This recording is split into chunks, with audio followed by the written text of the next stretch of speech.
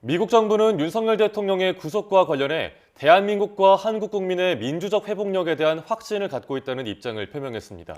외신들은 윤석열 대통령 구속과 12대 법원 난입 소식을 상세하게 전했습니다. 뉴욕 특파원 연결해 자세한 내용 알아보겠습니다. 이승윤 특파원, 미국 정부가 입장을 내놨다고요? 네, 그렇습니다. 미국 정부는 윤석열 대통령의 구속과 관련해 대한민국과 한국 국민의 민주적 회복력을 확신한다는 입장을 밝혔습니다. 매슈 밀러 미 국무부 대변인은 YTN의 질의에 모두가 이 법의 지배 원칙을 존중해야 한다는 사실을 재확인한다며 이같이 설명했습니다. 또 대한민국과 한국 국민이 헌법에 따라 행동하려는 모든 노력을 높이 평가한다면서 한국 국민을 확고하게 지지한다고 강조했습니다.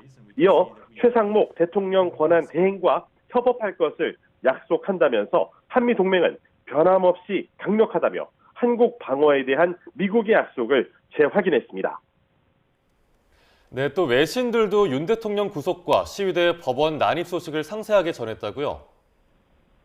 네, 그렇습니다. 로이터 통신은 윤 대통령의 구금 기간이 연장됐다는 소식을 속보로 전하면서 검찰 재직 시절에 이 박근혜 전 대통령의 수사에 깊이 관여했던 과거도 소개했습니다.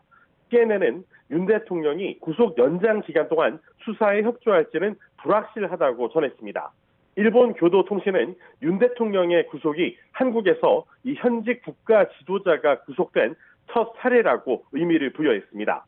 중국 관영 신화통신 역시 윤 대통령의 구금 기간은 체포기간을 포함해 최대 20일까지 연장될 예정이라는 내용을 속보로 전했습니다.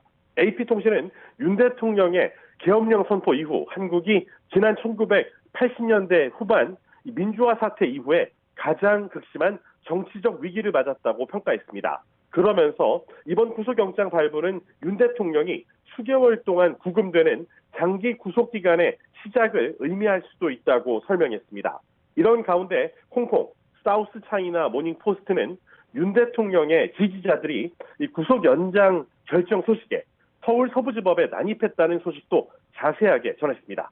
지금까지 뉴욕에서 YTN 이승윤입니다.